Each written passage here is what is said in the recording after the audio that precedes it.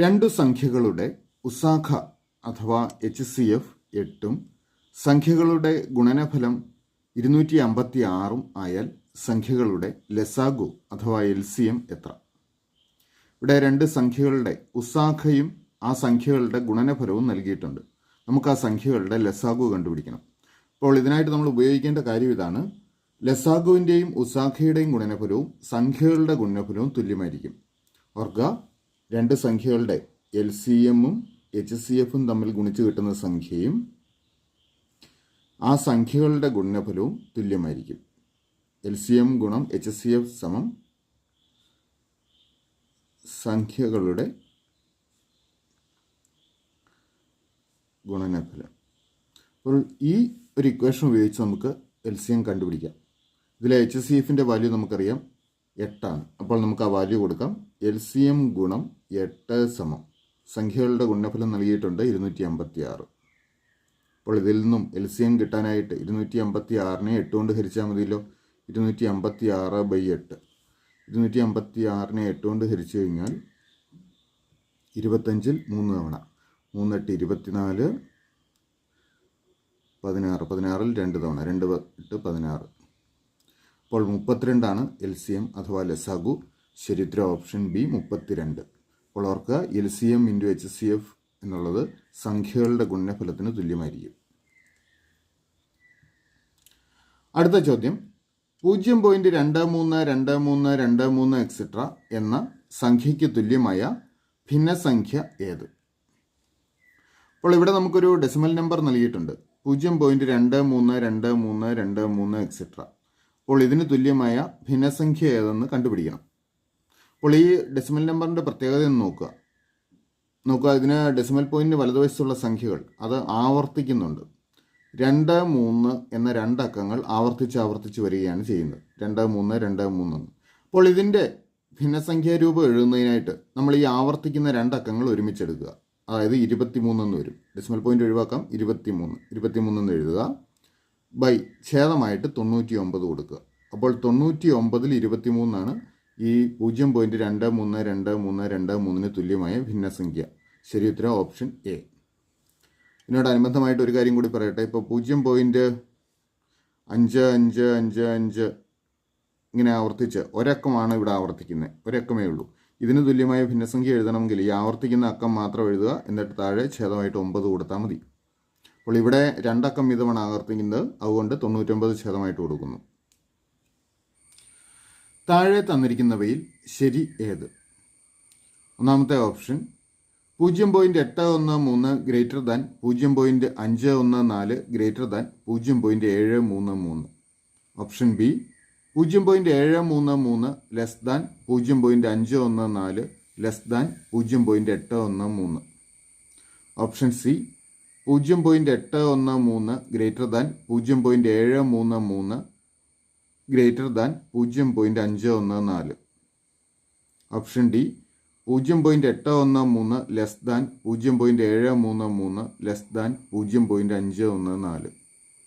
ഇവിടെ 3 ഭിന്നസംഖ്യകൾ 0.813, 0.514, 0.733. ഇത് കമ്പയർ ചെയ്തിരിക്കുകയാണ്. ഇതിൽ ഏറ്റവും വലുതേത് ഏറ്റവും ചെറുതേത് എന്നുള്ള രീതിയിൽ എഴുതണം.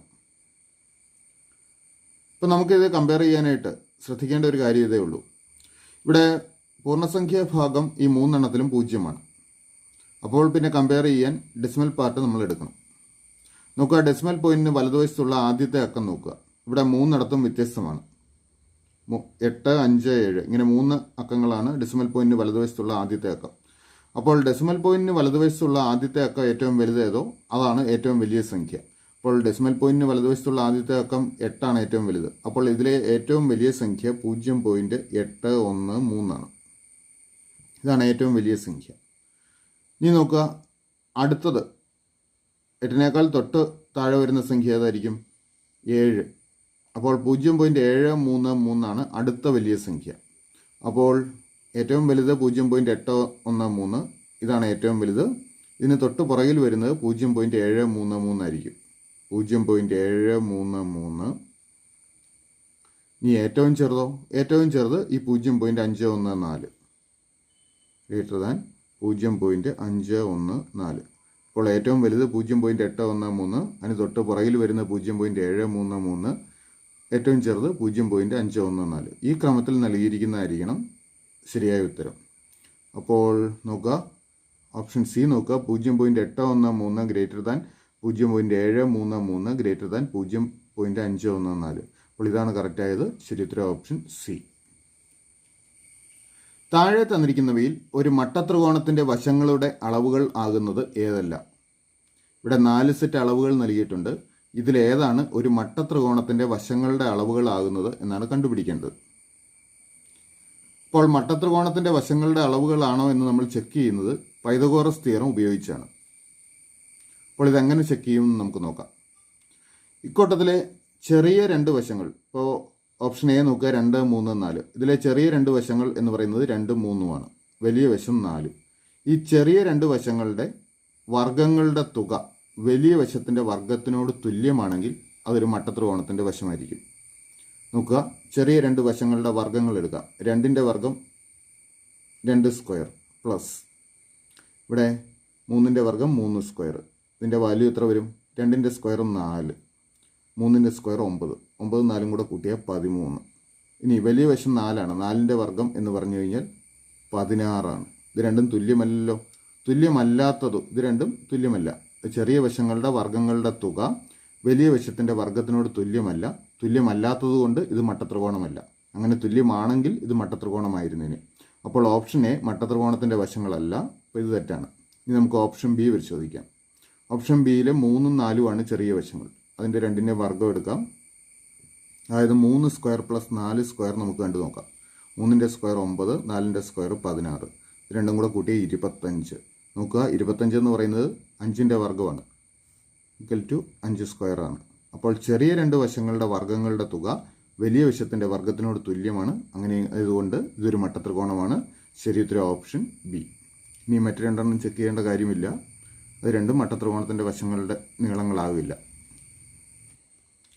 400 മീറ്റർ നീളമുള്ള ഒരു ട്രെയിൻ 10 മീറ്റർ പെർ സെക്കൻഡ് വേഗതയിൽ സഞ്ചരിക്കുന്നു എങ്കിൽ അത് 100 മീറ്റർ നീളമുള്ള ഒരു റെയിൽവേ പ്ലാറ്റ്ഫോം കടന്നു പോകാൻ എടുക്കുന്ന സമയം എത്ര സെക്കൻഡ് എന്നാണ് കണ്ടുപിടിക്കേണ്ടത്. ഇവിടെ 400 മീറ്റർ നീളമുള്ള ട്രെയിൻ, അതിൻ്റെ വേഗത 10 മീറ്റർ പെർ സെക്കൻഡ് എന്നാണ് നൽകിയിരിക്കുന്നത്. അതായത് ഈ ട്രെയിൻ 1 സെക്കൻഡിൽ 10 മീറ്റർ സഞ്ചരിക്കും. അപ്പോൾ ഈ ട്രെയിനിന് 100 മീറ്റർ നീളമുള്ള റെയിൽവേ പ്ലാറ്റ്ഫോം കടന്നു പോകാൻ എത്ര സമയം എടുക്കുമെന്ന് കണ്ടുപിടിക്കണം. അപ്പോൾ പ്ലാറ്റ്ഫോമിൻ്റെ നീളം 100 മീറ്റർ ആണ്. ഓർക്കുക, ട്രെയിന് റെയിൽവേ പ്ലാറ്റ്ഫോം കടന്നു പോകണമെങ്കിൽ ട്രെയിനിൻ്റെ നീളവും പ്ലാറ്റ്ഫോമിൻ്റെ നീളവും കൂട്ടി കിട്ടുന്ന അത്രയും ദൂരം സഞ്ചരിക്കണം. ട്രെയിനിൻ്റെ നീളം പ്ലസ് പ്ലാറ്റ്ഫോമിൻ്റെ നീളം, അത്രയും ദൂരം സഞ്ചരിക്കണം പ്ലാറ്റ്ഫോം കടന്നു പോകാൻ. അപ്പോൾ ട്രെയിനിൻ്റെ നീളം 400 മീറ്റർ ആണ്, പ്ലാറ്റ്ഫോമിൻ്റെ നീളം 100 മീറ്റർ. ഇത് രണ്ടും കൂടെ കൂട്ടുമ്പോൾ 500 മീറ്റർ. അപ്പോൾ ഈ ട്രെയിൻ 500 മീറ്റർ സഞ്ചരിക്കാൻ എടുക്കുന്ന സമയമാണ് നമ്മൾ കണ്ടുപിടിക്കേണ്ടത്. 1 സെക്കൻഡിൽ 10 മീറ്റർ വെച്ചാണ് സഞ്ചരിക്കുന്നത്. അപ്പോൾ 500 മീറ്റർ സഞ്ചരിക്കാൻ എത്ര സമയം എടുക്കണം എന്ന് കണ്ടുപിടിക്കാനായിട്ട് 500നെ 10 കൊണ്ട് ഹരിക്കുക. പൂജ്യങ്ങൾ ക്യാൻസൽ ചെയ്യാം. അപ്പോൾ 50 എന്ന് കിട്ടും. അപ്പോൾ 50 സെക്കൻഡ് സമയം കൊണ്ട് ട്രെയിൻ പ്ലാറ്റ്ഫോം കടന്നു പോകും. ശരി ഉത്തരം ഓപ്ഷൻ ഡി. ഒരു ക്ലാസ്സിലെ കുട്ടികളിൽ രവിയുടെ റാങ്ക് മുകളിൽ നിന്ന് 7ഉം താഴെ നിന്ന് 28ഉം ആണ് എങ്കിൽ ആ ക്ലാസ്സിലെ ആകെ കുട്ടികളുടെ എണ്ണം എത്ര? ഇവിടെ ഒരു ക്ലാസ്സിലെ കുട്ടികളിൽ രവിയുടെ റാങ്ക് മുകളിൽ നിന്ന് 7ആണ്, താഴെ നിന്ന് 28ആണ്. അങ്ങനെയെങ്കിൽ ക്ലാസ്സിലെ ആകെ കുട്ടികളുടെ എണ്ണം കണ്ടുപിടിക്കണം. അവർക്ക് മുകളിൽ നിന്ന് 7ആണ് റാങ്ക് എന്ന് പറഞ്ഞിട്ടുണ്ട്. അതായത് 6 കുട്ടികൾക്ക് ശേഷം 7ാമനായിട്ടാണ് രവിയുടെ സ്ഥാനം. അപ്പോൾ 6 കുട്ടികൾ, അതിനുശേഷം 7ാമത് വരുന്നയാളാണ് രവി. ഇനി നോക്കുക, താഴെ നിന്ന് 28ാമതാണ് രവിയുടെ റാങ്ക് എന്ന് പറയുന്നുണ്ട്. അതായത് രവിക്ക് താഴെ 27 പേരും കൂടെ ഉണ്ട്. താഴെ നിന്ന് 28 ആണ് രവിയുടെ സ്ഥാനമെങ്കിൽ രവിക്ക് താഴെ 27 പേരുണ്ട്. അതിനുശേഷം 28ാമതായിട്ടാണ് രവി വരുന്നത്. അപ്പോൾ രവിക്ക് ശേഷം വരുന്ന 27 ആളുകളുണ്ട്. അപ്പോൾ ഇത്രയും പേരായിരിക്കും ആ ക്ലാസ്സിലുണ്ടാവുക. നോക്കുക, മുകളിൽ നിന്ന് 7ാം സ്ഥാനം ഉള്ളതുകൊണ്ട് 6 കുട്ടികൾക്ക് ശേഷം 7ാം സ്ഥാനത്ത് രവി വരുന്നു.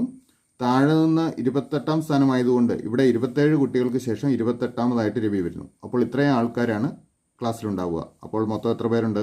6ഉം 1 7 പ്ലസ് 27, 27 7 34. ഒക്കെ 6 1 7, 7 പ്ലസ് 27 34. അപ്പോൾ 34 കുട്ടികളായിരിക്കും അവിടെ ഉണ്ടാവുക. അപ്പോൾ ശരി ഉത്തരം ഓപ്ഷൻ സി. ഇനി ഇതിൻ്റെ ഉത്തരം കണ്ടുപിടിക്കാൻ ഒരു എളുപ്പമാർഗമുണ്ട്. ഇവിടെ മുകളിൽ നിന്നും താഴെ നിന്നുമുള്ള ഒരേ ആളുടെ സ്ഥാനങ്ങളാണ് നൽകിയിരിക്കുന്നത്. അപ്പോൾ ഒരേ ആളുടെ തന്നെ മുകളിൽ നിന്നും താഴെ നിന്നുമുള്ള സ്ഥാനങ്ങൾ നൽകുമ്പോൾ ആ രണ്ട് സ്ഥാനങ്ങളിലും കൂട്ടി അതിൽ നിന്ന് 1 കുറച്ചാൽ ആകെ ആളുകളുടെ എണ്ണം കിട്ടും. അതായത് രവിയുടെ മുകളിൽ നിന്നുള്ള റാങ്ക് 7 ആണ്, താഴെ നിന്നുള്ള റാങ്ക് 28. ഇത് രണ്ടും കൂടെ കൂട്ടി ഇതിൽ നിന്ന് 1 കുറയ്ക്കുക. അപ്പോൾ 7 പ്ലസ് 28, 28 7 കൂടെ കൂട്ടിയാൽ 35. അപ്പോൾ 35 മൈനസ് 1 എന്ന് വരും, അതായത് 34. അപ്പോൾ ഇതാണ് എളുപ്പമാർഗം. ഒരേ ആളുടെ തന്നെ മുകളിൽ നിന്നും താഴെ നിന്നുമുള്ള സ്ഥാനങ്ങൾ കിട്ടുകയാണെങ്കിൽ ഈ മാർഗം ഉപയോഗിക്കാം. അവരുടെ സ്ഥാനങ്ങൾ കൂട്ടി അതിൽ നിന്നും 1 കുറച്ചാൽ മതി. അപ്പോൾ നമുക്ക് ആകെ കുട്ടികളുടെ എണ്ണം കിട്ടും. ശരി ഉത്തരം ഓപ്ഷൻ സി.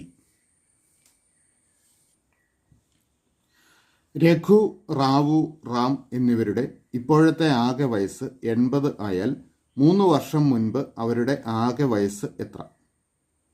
ഇവിടെ 3 ആളുകൾ രഘു, റാവു, റാം ഇവരുടെ വയസ്സുകളുടെ തുക ഇപ്പോൾ 80 ആണ്. രഘു പ്ലസ് റാവു പ്ലസ് റാം ഇവരുടെ വയസ്സുകളുടെ തുക 80 ആണ്. അങ്ങനെയെങ്കിൽ 3 വർഷം മുൻപ് അവരുടെ വയസ്സുകളുടെ തുക എത്രയെന്ന് കണ്ടുപിടിക്കണം. അവർക്ക് 3 വർഷം മുൻപ് ഇവർ ഓരോരുത്തർക്കും 3 വയസ്സ് കുറവായിരുന്നു. അതായത് രഘുവിന് ഇപ്പോഴുണ്ടായിരുന്ന വയസ്സിനേക്കാൾ 3 കുറവായിരുന്നു 3 വർഷം മുൻപ്. റാവുവിനും ഇപ്പോഴുള്ള വയസ്സിനേക്കാൾ 3 കുറവാണ് 3 വർഷം മുൻപ്. റാമിനും ഇപ്പോഴുള്ള വയസ്സിനേക്കാൾ 3 കുറവാണ് 3 വർഷം മുൻപ്.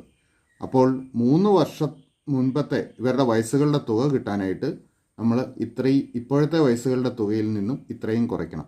അപ്പോൾ എത്ര കുറയ്ക്കണം? 3 3 6 3 9 കുറയ്ക്കണം. അപ്പോൾ 80ൽ നിന്ന് 9 കുറച്ച് കഴിഞ്ഞാൽ 71. അപ്പോൾ 3 വർഷം മുൻപ് ഇവരുടെ വയസ്സുകളുടെ തുക 71 ആയിരുന്നു. ശരി ഉത്തരം ഓപ്ഷൻ ഡി. താഴെ തന്നിരിക്കുന്നവയിൽ ഒറ്റയാനെ കണ്ടെത്തുക. അപ്പോൾ ഇവിടെ 4 സംഖ്യകൾ നൽകിയിട്ടുണ്ട്. ഇതിൽ വേറിട്ട് നിൽക്കുന്ന സംഖ്യ ഏതെന്ന് കണ്ടെത്തണം. അപ്പോൾ തന്നിരിക്കുന്ന സംഖ്യകൾ 5, 15, 25, 35. ഇതെല്ലാം 5ൻ്റെ ഗുണിതങ്ങളാണ്. ഇക്കൂട്ടത്തിൽ വേറിട്ട് നിൽക്കുന്ന ഒറ്റ സംഖ്യയേ ഉള്ളൂ, ഓപ്ഷൻ സി 25. ഇതൊരു പൂർണ്ണവർഗമാണ്, എണ്ണൽ സംഖ്യയുടെ വർഗമാണ്. നമുക്കറിയാം 25 എന്ന് പറഞ്ഞാൽ 5ൻ്റെ സ്ക്വയറാണ്. മറ്റൊന്നും പൂർണ്ണവർഗങ്ങളല്ല. അതുകൊണ്ട് 5ൻ്റെ സ്ക്വയറായ 25 ഇക്കൂട്ടത്തിൽ വേറിട്ട് നിൽക്കുന്നത്. ശരി ഉത്തരം ഓപ്ഷൻ സി. 3-1 ന്യൂനം 6-1 അധികം 9-1 വില കാണുക.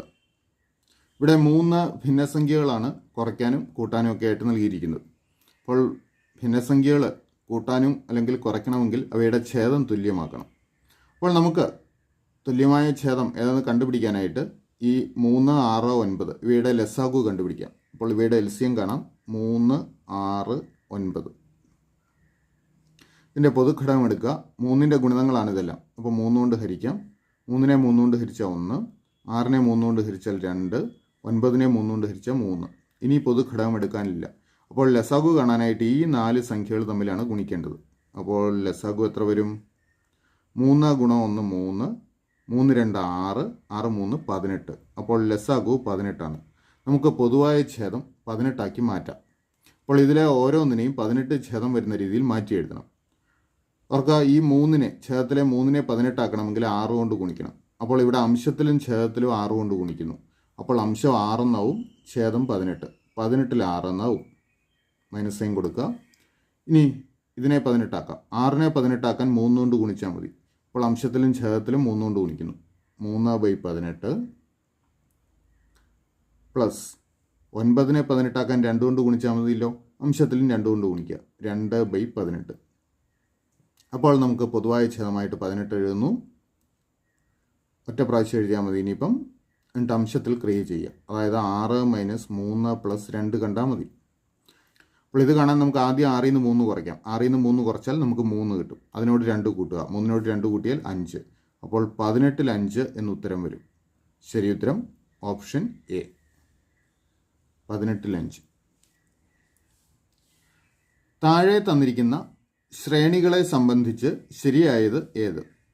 ഇവിടെ 3 സംഖ്യാ ശ്രേണികൾ നൽകിയിട്ടുണ്ട്.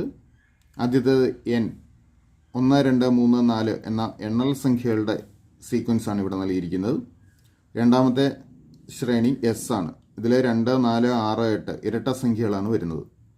മൂന്നാമത്തത് എഫ്, അത് 1, 3, 5, 7 അങ്ങനെ ഒറ്റ സംഖ്യകളുടെ സീക്വൻസാണ്. അപ്പോൾ ഇവിടെ 4 പ്രസ്താവനകൾ നൽകിയിട്ടുണ്ട്. ഇതിൽ ഏത് പ്രസ്താവനയാണ് ശരിയായതെന്ന് കണ്ടുപിടിക്കണം. അപ്പോൾ നമുക്ക് ആ പ്രസ്താവന ഒന്ന് നോക്കാം.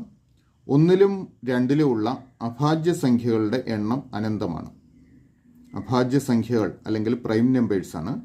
അപ്പോൾ ഒന്നാമത്തെ ശ്രേണിയിലും രണ്ടാമത്തെ ശ്രേണിയിലുമുള്ള പ്രൈം നമ്പേഴ്സിൻ്റെ എണ്ണം അനന്തമാണ് അല്ലെങ്കിൽ ഇൻഫിനിറ്റ് ആണ് എന്നാണ് ആദ്യത്തെ പ്രസ്താവനയിലുള്ളത്.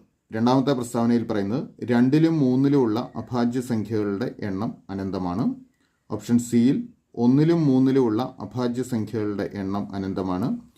ഓപ്ഷൻ ഡി 1ലും 2ലും 3ലും ഉള്ള അഭാജ്യ സംഖ്യകളുടെ എണ്ണം അനന്തമാണ്. അപ്പോൾ ഈ ഓരോ സീക്വൻസിലുമുള്ള അഭാജ്യ സംഖ്യകൾ അഥവാ പ്രൈം നമ്പേഴ്സിൻ്റെ എണ്ണത്തെ സംബന്ധിച്ചാണ് ഈ പ്രസ്താവന. അപ്പോൾ നോക്കുക, ആദ്യത്തത് എണ്ണൽ സംഖ്യകളാണ്. എണ്ണൽ സംഖ്യകളിൽ പ്രൈം നമ്പേഴ്സ് അനേകമുണ്ട്, അഭാജ്യ സംഖ്യകൾ അനേകമുണ്ട്. Infinite number of prime numbers ഉണ്ട്. തുടങ്ങുന്നത് 2ലാണ്. 2, 3, അടുത്തത് 5. നോക്കുക, 2, 3, 5, 7, 11, 13 അങ്ങനെ പോകുന്നു. അപ്പോൾ ഇത് infinite number of prime numbers ഈ ആദ്യത്തെ സീക്വൻസിലുണ്ട്, അല്ലെങ്കിൽ ആദ്യത്തെ സീക്വൻസിൽ ഉള്ള പ്രൈം നമ്പേഴ്സ് അല്ലെങ്കിൽ അഭാജ്യ സംഖ്യകളുടെ എണ്ണം അനന്തമാണെന്ന് തന്നെ പറയാം. ഇനി എസ് നോക്കുക, രണ്ടാമത്തെ സീക്വൻസ്. ഇതിൽ പ്രൈം നമ്പർ ആയിട്ടുള്ളത് ഈ 2 മാത്രമാണ്, ബാക്കിയൊന്നും പ്രൈം നമ്പർ അല്ല. അവർക്ക് ഒരു സംഖ്യ പ്രൈം ആണോ ഇല്ലയോ എന്ന് നമ്മൾ തീരുമാനിക്കുന്നത് എങ്ങനെയാണ്? ഉദാഹരണമായിട്ട് 5 എടുക്കുക. 5നെ നമുക്ക് പൂർണ്ണമായിട്ടും ഡിവൈഡ് ചെയ്യാൻ പറ്റുന്ന സംഖ്യകൾ ഏതൊക്കെയാണ്? 1 കൊണ്ട് നിശേഷം ഹരിക്കാം, 5 കൊണ്ടും ഹരിക്കാം. അപ്പോൾ 1 കൊണ്ടും 5 കൊണ്ടും മാത്രമേ 5നെ ഹരിക്കാൻ പറ്റുള്ളൂ. അതുകൊണ്ട് 5 ഒരു പ്രൈം ആണെന്ന് പറയാം. അതേസമയം 6 എടുത്തു കഴിഞ്ഞാൽ 6നെ നമുക്ക് 1 കൊണ്ടും 6 കൊണ്ടും ഹരിക്കാം, കൂടാതെ 2 കൊണ്ട് ഹരിക്കാമല്ലോ, അതുപോലെ 3 കൊണ്ട് ഹരിക്കാം. അപ്പോൾ 6ന് 1ഉം 6ഉം കൂടാതെ മറ്റ് ഘടകങ്ങളുമുണ്ട്. അതുകൊണ്ട് 6 പ്രൈം അല്ല, അതൊരു കോമ്പസിറ്റ് നമ്പറാണ്. മറ്റൊന്ന് 9 നോക്കുക. 9നെ 1 കൊണ്ടും 9 കൊണ്ട് ഹരിക്കാം. ഇത് കൂടാതെ മറ്റേതെങ്കിലും ഘടകങ്ങളുണ്ടോ? 3 കൊണ്ട് ഹരിക്കാൻ പറ്റും. അതുകൊണ്ട് 9 കോമ്പസിറ്റ് നമ്പറാണ്, പ്രൈം നമ്പർ അല്ല. അപ്പോൾ ഈ രണ്ടാമത്തെ സീക്വൻസിൽ ഒറ്റ പ്രൈം നമ്പറേ ഉള്ളൂ, 2 മാത്രം. ബാക്കിയുള്ളതൊക്കെ ഇരട്ടസംഖ്യകളാണ്. ഇരട്ടസംഖ്യകളെല്ലാം 2 കൊണ്ട് ഹരിക്കാമെന്ന് ഓർക്കുക. അപ്പോൾ ഇതിനകത്ത് ഒറ്റ പ്രൈം നമ്പറേ ഉള്ളൂ, 2. അപ്പോൾ ഇതിനകത്ത് അനന്തമായ എണ്ണം പ്രൈം നമ്പേഴ്സ് അല്ലെങ്കിൽ അഭാജ്യ സംഖ്യകളില്ല, ഒരെണ്ണം മാത്രമേ ഉള്ളൂ. ഇനി അടുത്തത് നോക്കുക, ഓപ്ഷൻ മൂന്നാമത്തെ സീക്വൻസ് എഫ്. 1, 3, 5, 7 എക്സെട്ര. ഇതിൽ അനേകം പ്രൈം നമ്പേഴ്സ് ഉണ്ട്. കാരണം ആകെ പ്രൈം നമ്പേഴ്സിൻ്റെ എണ്ണം എന്ന് പറയുന്നത് അനന്തമാണ്. അതിൽ ഈ 2 എന്നുള്ള ഒരെണ്ണം മാത്രമേ ഇരട്ടസംഖ്യ ആയിട്ടുള്ളൂ, ബാക്കിയുള്ളതൊക്കെ ഒറ്റസംഖ്യകളാണ്. അതുകൊണ്ട് ഒറ്റസംഖ്യകളുടെ കൂട്ടത്തിൽ പ്രൈം നമ്പേഴ്സിൻ്റെ എണ്ണം അനന്തമാണ്. അപ്പോൾ ഈ 2ൽ പ്രൈം നമ്പേഴ്സിൻ്റെ എണ്ണം അല്ലെങ്കിൽ അഭാജ്യ സംഖ്യകളുടെ എണ്ണം അനന്തമാണെന്ന് പറയുന്നത് ഓപ്ഷൻസ് എല്ലാം തെറ്റായിരിക്കും. നോക്കുക, 1ലും 2ലും ഉള്ള അഭാജ്യ സംഖ്യകളുടെ എണ്ണം അനന്തമാണെന്നാണ് ആദ്യത്തെ ഓപ്ഷൻ. അപ്പോൾ 2ൽ ഒരെണ്ണം മാത്രമേ ഉള്ളൂ, അനന്തമായ എണ്ണം പ്രൈം നമ്പേഴ്സ് ഇല്ല, അതുകൊണ്ട് ഇത് തെറ്റാണ്. 2ലും 3ലും ഉള്ള അഭാജ്യ സംഖ്യകളുടെ എണ്ണം അനന്തമാണ്. ഇവിടെയും 2ൽ അനന്തമായ എണ്ണം അഭാജ്യ സംഖ്യകളുണ്ടെന്ന് പറഞ്ഞിട്ടുണ്ട്, അതുകൊണ്ട് ഇതും തെറ്റാണ്.